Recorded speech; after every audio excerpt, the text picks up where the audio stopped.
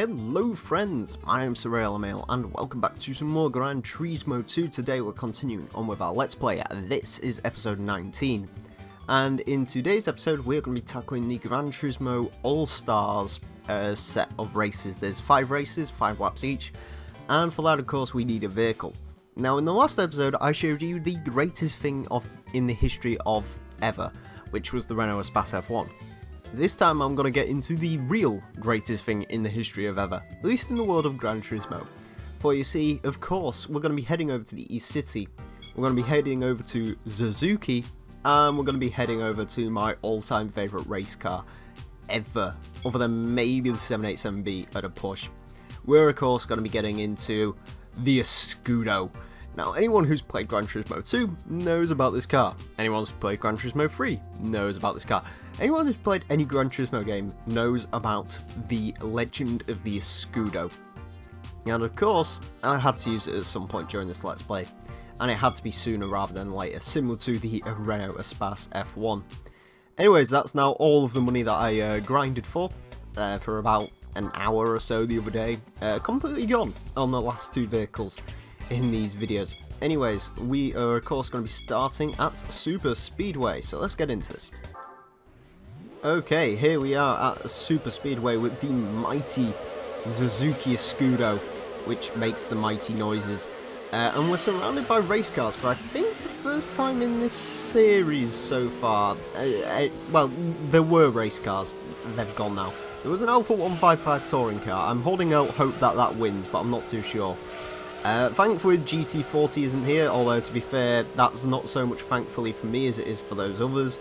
Because as we all know, the GT40 is very, very OP, and, well, for those guys it would have been a bad thing, but there's one thing the GT40 cannot cope with, and that's the mighty Suzuki Escudo. Yeah, so you can kind of see why people really like this vehicle.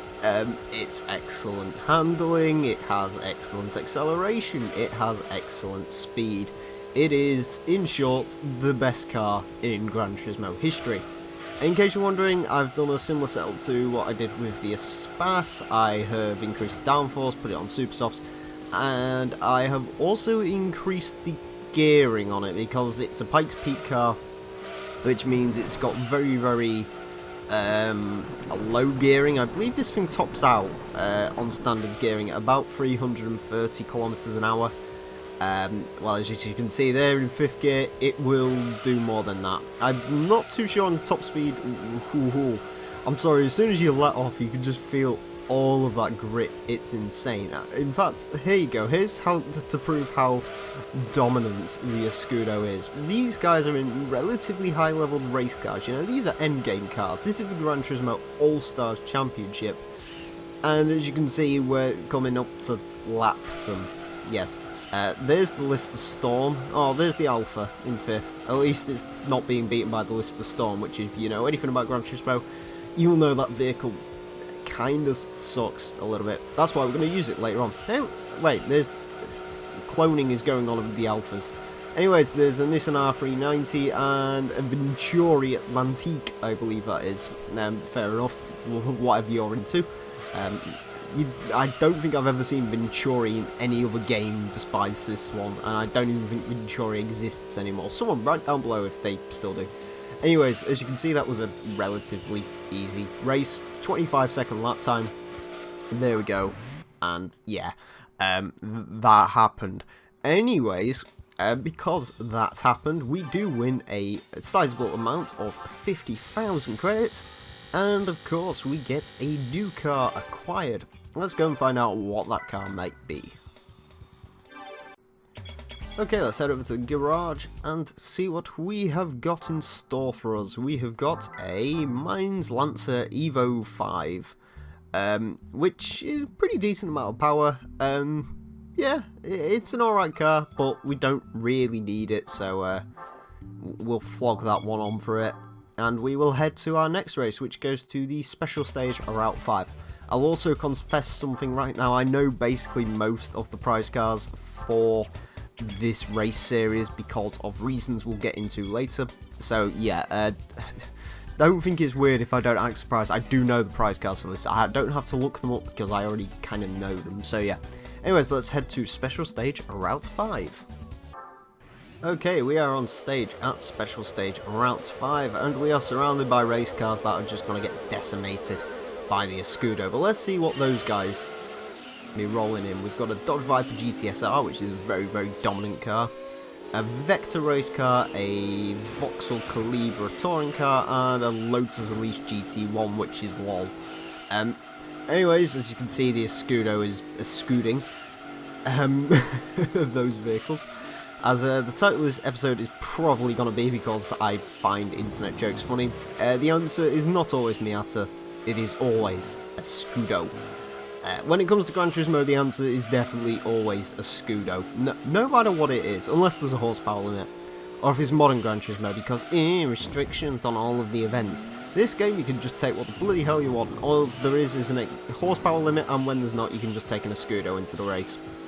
To be perfectly honest with you, what I actually could have done in this Let's Play is just essentially, as soon as I won that midship challenge, I could have essentially just skipped onto these events, raised enough money to buy some cars to beat the Gran Turismo World Championship in, and then win, and then end Let's Play. Bam. But no, we are, I believe we're going for 100% now. Still not sure whether we're going to end up doing those endurance races or not, but luckily for me, they are going to be very, very far in the future, because I think what's going to happen now is we are actually, after this episode, there is only 3 more episodes here in the special events tab. We've got the GT300 Championship, GT500 Championship, and the Super Touring Car Championship. After that, we are going to be heading on to the rally events, I believe. I'm going to try and get them wrapped up I'm going to try and do some longer episodes on those. I believe there's about like 10 different rally championships, but they're only really spread on like 3 or 4 different tracks. So I'll probably end up doing, in all likelihood, is making just about 3 or 4 videos on the rally events. I'll try not to drag on to them too much. Not that the rally events aren't interesting or anything, it's just like you don't really get any you don't get any prize cars from them. They don't pay out particularly well. And yeah, they're just not the best thing in this game. Anyways, after rally events, we will be heading to the one make races, where we're going to be doing a lot of episodes on those. As I've said before, each one make race is going to be in its own episode, so each car is going to get its own episode. So essentially, as a quick example, Mazda, I believe they have like 5 one-make races. The RX-7 Challenge is going to be 1 episode, and then, the AZ-1 Challenge will be another episode, instead of all bulking them together, as, some people do that. Mazda one-make races, they'll just bulk them all into 1 episode. I'm not going to be doing that. Each vehicle is going to be getting its own episode, just so, because of reasons. Now, when that happens, you'll probably be getting 2 or 3 episodes a day, to be honest with you. The one-make races don't take too long, there's just a lot of them, so that's probably going to fill the majority of our episode count. I'm not too sure, but I believe I would assume there's somewhere in the region of about 60 one-make races, so yeah. Lots of episodes are going to be one-make races, but don't worry about them too much. They should be fairly entertaining. To be honest with you, the one-make races are one of my favourite things about this game. So yeah, if you guys don't like them, then you can just sort of skip the next 30 days of this popping up in your sub box after the special events are done. The rally events are done. Then after that, we will go on to the Gran Turismo Nationals, Internationals, and potentially the World Championship, and then we'll see what we're doing with the endurance races. If I decide, bear in mind I'm speaking like very far into the future here, because it's going to be at least 2-3 months, even if I keep uploading this every day, that is, that this is still going to be going on. So yeah, we're talking about 2-3 months in the future. If I've definitely decided on doing the endurance races, I may just leave the Nationals, Internationals and World Championship until the very, very end. But we'll have to see. I'm not really sure what way this Let's Play is going to be working, to be honest with you, after all one-make races. But rest assured, we will be getting to the Gran Turismo World Championship. The only thing I cannot confirm at this point is whether I'm going to do the endurance races. It's not so much the actual endurance races themselves that's putting me off, it's just... is that, you know, I've attempted endurance races before. I did it before in the now gone Forza 2 Let's Play, and it actually went relatively well. I was actually able to speak for 15 minutes, I believe, was the Forza 2 one, but it's like there's a 2-hour endurance, and I need to sort of make sure my commentary skills are up to scratch before I really attempt that, because do you guys really want to hear me 2 hours of either talking or not? Because it may just turn out, when it comes to the endurance races, I'll say, you know, right, we're starting the endurance race, I'm going to say a few bits here and there, but for the most part I'm just going to stay silent in all this. I know if I was doing GT4 endurance races, i.e. the 24-hour ones, I would probably at that point just say, right, I'm going to go listen to music or something, and then I'll chime in at some point in a couple of hours time, because no, I can't commentate for 24 hours, at least I don't think I can. I don't think anyone can, actually. Hence why several Let's Players sort of cut that one into quite a few little bits. Anyways, let's go find out what car we've won. Okay, let's head back to the garage and see what we have got. We have got a Mines Skyline. Yay, more Mines vehicles. This one is a lot more powerful, a lot prettier. 618 horsepower, 15,040 kilograms. Pretty decent. 1500. There we go. Yeah, I'm gonna sell it because I don't really need it at this point, but that's still a pretty decent vehicle. And if I'm ever short for a 618 horsepower Skyline, I will definitely make sure to win that vehicle again. But anyways, let's head over to our next event, which goes to a Red Rock Valley. I've got a good feeling about this one. Okay, so we are on track at the infamous Red Rock Valley GT All-Stars race. Anyone who's played Gran Turismo 2 before probably knows about this race. Either way, there's an XJ220, a Venturi Elanti, 2 Alpha 155s, and a Dodge Viper, which is in all likelihood gonna win, because the Viper's pretty good, to be honest with you. Whenever GT1s show up to races, the Viper is usually fighting with the GT1s, you know, because the Viper's a GT2 car, and oh Christ. I don't think I've ever had that. I've spun this car out several times at this track before. I don't think I've ever spun it there in quite like that. That was actually quite sudden. Either way, notice how I'm still quite far ahead of the pack despite that mistake. So yeah, the Viper is pretty damn good. I mean, it keeps up with GT1, which is a GT1 car, that's a GT2 car. Does it make sense? No, but is it kind of awesome to watch? Oh my Christ, this is not fun. Yes, it is kind of fun to watch. Anyways, understeer, there we go. Right, and now time for the big straight where the Escudo can just lay down all of its straight line speed. Now, I'm not sure, did we actually lap the vehicles in the last race? I'm not too sure. I don't think we did.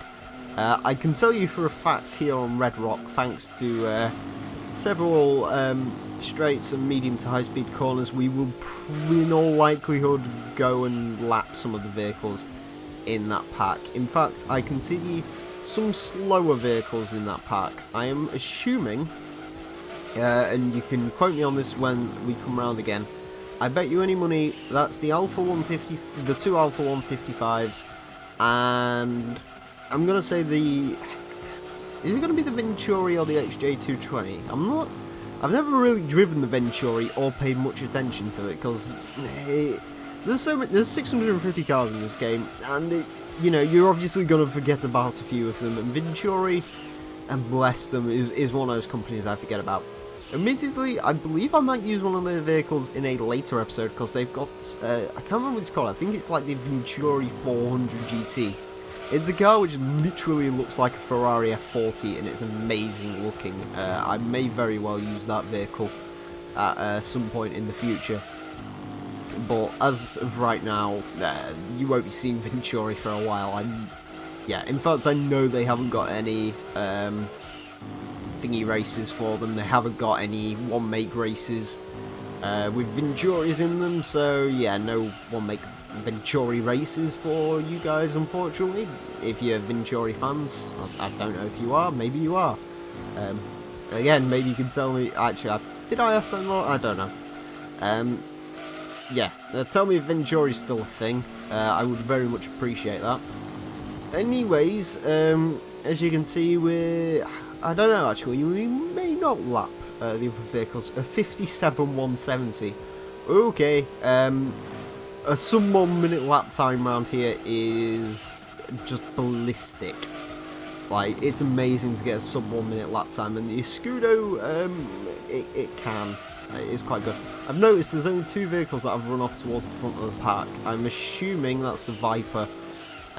In fact, I reckon that's the Viper and the Venturi. So I'm going to say the XJ220 is in the back of this pack. I can't remember, there was another vehicle in here as well, wasn't there, which I've forgotten. A Viper, 2 Alphas. Oh wait, no there isn't. Yeah, it could be the Jag back there. I'm not too sure how quick the Jaguar actually is. From what I remember, it's not all that quick. Anyways, I don't think the Jag is all that quick, to be perfectly honest with you, but I don't know. Again, XJ220, another vehicle, never really used it. I know there's the next JR15 in this game, which never shows up in anything, which is a kind of cool car, but again, I haven't really got much of an opportunity to use that one.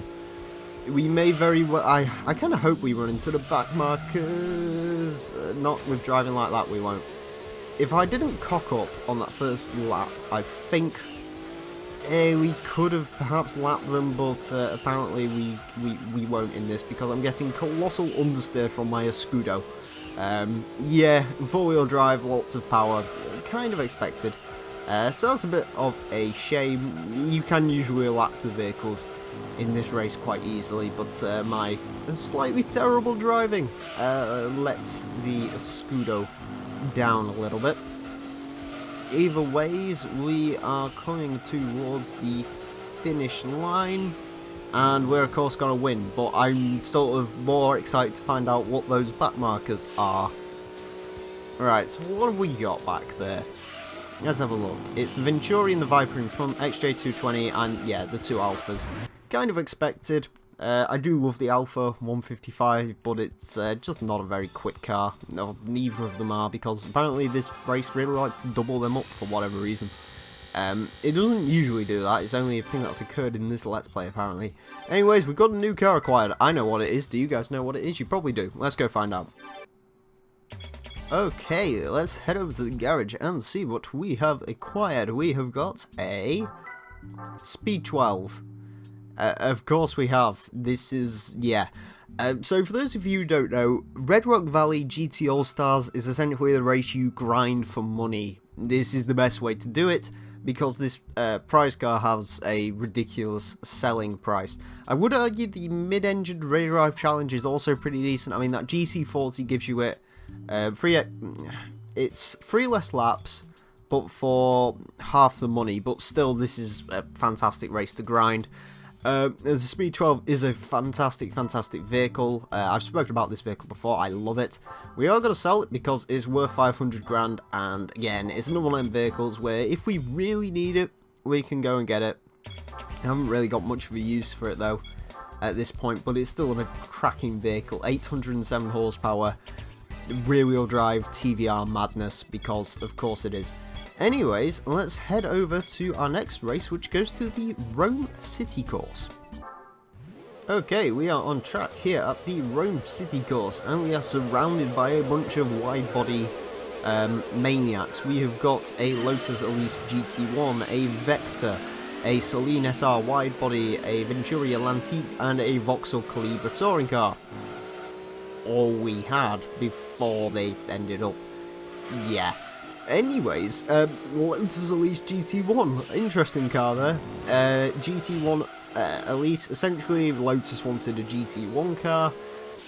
They started developing the Lotus Elise GT1, and that vehicle was basically plagued from the start. It had terrible reliability issues from what I remember, and they raced it in like 3 races and then just cut all the funding for that project because they realised it was just a terrible thing.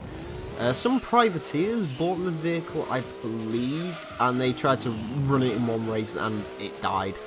So yeah, that car's sort of been long forgotten. From most people's accounts on this game, it was incredibly undrivable whenever anyone decided to buy it. I believe it only it's $1 million credits. So you can either have that or a GT1 road car. Your choice. I know which one I'd rather have, but the Lotus Elise GT1 is still a pretty cool vehicle, and I can already predict the comment probably saying, "Huh, it's the Hennessy Venom, I'm funny, right?" No. Yes, I guess the Hennessy Venom kind of looks like that, because the Hennessy Venom's just a stretched Lotus with a big engine in it. But yeah, the Hennessy Venom's probably more reliable than that thing is. I don't know. Hennessy Venom's reliable. Do we have anyone who owns one in the audience? Assuming not, unless your dad's Steven Tyler. No. No one here owns a Hennessy Venom. To be honest with you, I'm not a huge fan of the Venom, so that's the thing. Elise GT1 or Hennessy Venom? Actually, that's a good question. Elise GT1 because it looks slightly cooler and it's a bit rarer. And did they make a road version of that? I'm fairly that black thing might actually be the road version of the GT1, because I'm fairly certain they did make one, because back then, the way GT racing worked, essentially if you made a car in the GT1 class, you had to make a road version of it, hence the Toyota GT1 road car, hence the AMG CLK road car, hence the other things, you know, the cars, the R390 and stuff like that. Yeah, those vehicles, you all had to make road-going versions of them. I believe that was true of most GT racing back in the day, so there's probably 1 or 2 Lotus Elise GT1 road cars. I assume they all belong to Lotus. I assume no one is ever going to drive them ever, because would you really want to? By the sounds of it, it'd break a gearbox after about 5 miles, which is quite costly when it comes to your homologation special vehicles. Anyways, this race is going pretty well. The Escudo doesn't really like this sort of track. It's much better at somewhere like Red Rock. I'm getting an awful amount of understeer from this vehicle. I'm going to check the setup on it. I'm not sure if I accidentally put the wrong tyres on the front, or whether I've done something weird with downforce. I don't think I have, but I'm definitely going to go check it, because it's a bit more understeery than I remember. Either that or I'm just being an idiot and I'm taking way too much speed into these corners, which, yeah, probably that one. Either way, first gear, second gear, understeer, there we go. Third gear, jumps up. I love it how it sort of jumps up the rev range. It's not really too short. I don't know, maybe it's just got that much power. In case you're wondering, 981 horsepower I believe is in this thing. Weighs about 1,000 kilograms. It's got 2 engines from what I remember of this vehicle. Or that could be the Cultus, or like the 95 Escudo. I know one of these Pike Peaks vehicles had 2 engines essentially. It could very well be this one. 2 V6s, I believe, one in the front, one in the rear, which is essentially why this vehicle is as mad as it is. I believe this actually held the Pikes Peak World Record hill climb thing for quite a while, until I believe it was Loeb. He broke it a couple of years back in a 206 with like 900 horsepower, which I would like to see in a video game. If, you know, Peugeot want to license that thing out, I would very much appreciate seeing that in a game. Also, do you want to get the 206 or 208 now? Yeah. Do you want to get the 208? I believe it's called the T16. It's not really a T16, but whatever. It's got a massive wing on it. I know that much about it. Seriously, just Google that car. 208 T16 Pikes Peak. It's a pretty magical looking thing, not gonna lie. It makes the wing on this look, well, like a toy. And you gotta admit, the wing on this is pretty sizable, as is that collection of front downforce, which is pretty hefty, shall we say. There's a lot of it. Either way, we're across the line. 106.237 was our quickest lap, which isn't too bad. Okay, apparently the Calibra is the slowest vehicle there, as is the Elise GT1, because that vehicle, it's useless. I'm sorry, there's no better way to say it. Lotus, you done goofed up. Anyways, we get 50,000 credits, and we get a new car acquired. Let's go and find out what that car is. Okay, let's go and head over to the garage and see what we have got. We have got a ZZ2. Tommy Kyra. It's an alright car, I guess. I'm sorry, I'm not a huge fan of Tommy Kyra like everyone else is, so yeah. It's got decent stats, but I don't really need it, so bye-bye ZZ2. Yeah. Anyways, let's head on to our final race of this relatively long championship, which will be going to the only licensed track here in GT2, which is, of course, Laguna Seca. Okay, we are on track at Laguna Seca, and it appears the GT40 has decided to show up for this last race, as has the Toyota GT1, and the Dodge Viper, and the Lister Storm, and the Venturi Atlantique have been present for basically all of the races. Anyways, you're about to see how close that Viper and GT1 stick together, and how apparently the GT40, one of the oldest Le Mans cars in this game, if not the oldest, is about to completely shatter the dreams of the modern GT1 cars, which were brand new at the time of this game. Which just goes to show, if a privateer showed up at Le Mans in a GT40, he'd probably win if it was Gran Turismo. Which, thankfully, it isn't, because that would be slightly embarrassing if a 60s Le Mans car beat a modern-day LMP car, but hey, you know, I'm not judging. Right, can we do the corkscrew in the Escudo? The answer is kind of. Oh, I tapped the brakes a little bit, and all of a sudden the wheels found grip, lots and lots of grip. Okay, so the Escudo does relatively. Ooh. The brakes are nowhere near as good as they probably should be. But yeah, either way, this vehicle is still mad. I still love it. Like I said, I think I may have messed up the tune somewhere on this. That might be why it's a little bit wonky. Or maybe it's because I increased the downforce the whole way. Maybe it just isn't. It doesn't have enough sort of air going through it to actually register the downforce. Maybe, I don't know. Or maybe I've cocked up the gear ratios or something. Either way, Escudo is still fantastic. As you can see, it's making mincemeat of the pack. One thing I do promise with the next few episodes is that we are going to get some closer racing. The final 3 championships are all, I believe it's GT300, GT500 and touring cars. So yeah. There is going to be some pretty close racing, because I forgot what I was speaking about. Anyways, yeah, Summit Escudo, fantastic, excellent car, 10 out of 10. Yeah. Anyways, I survived the corkscrew for a second time, which is kind of cool. There we go, brake into there we go. The Escudo is just fantastic in every single way. Oh yeah, that's what I was speaking about. Touring cars, we'll get close action because touring cars. And the GT300 and GT500 championships should be relatively close as well. Not too sure.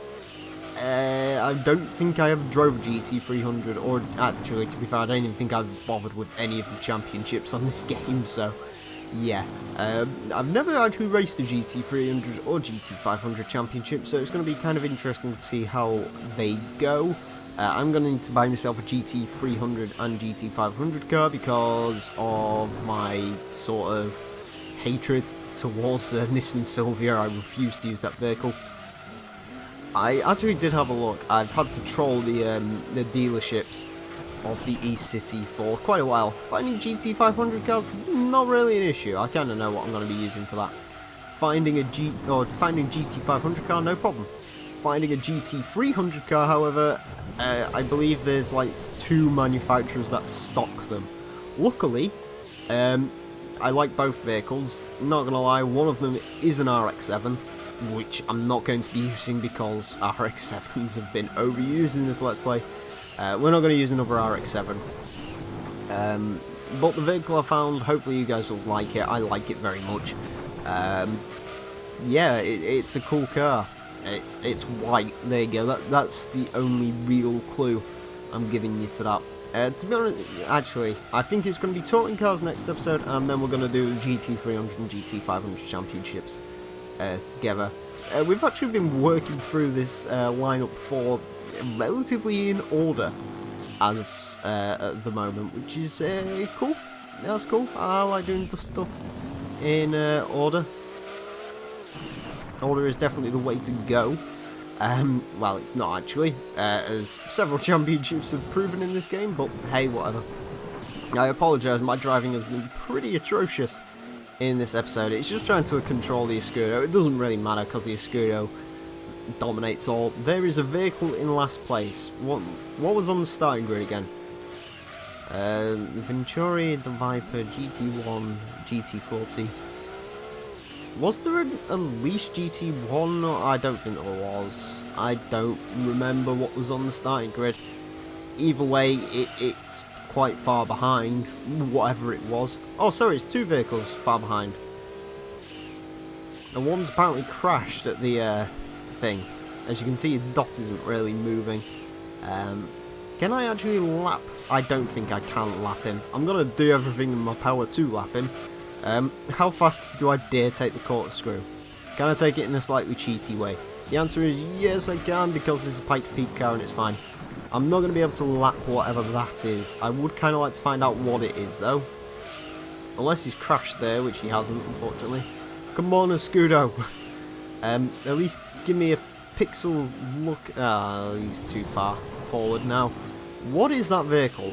If it's the GC40, I would generally shoot myself because I don't. What is it? What is it? What is it? What is it?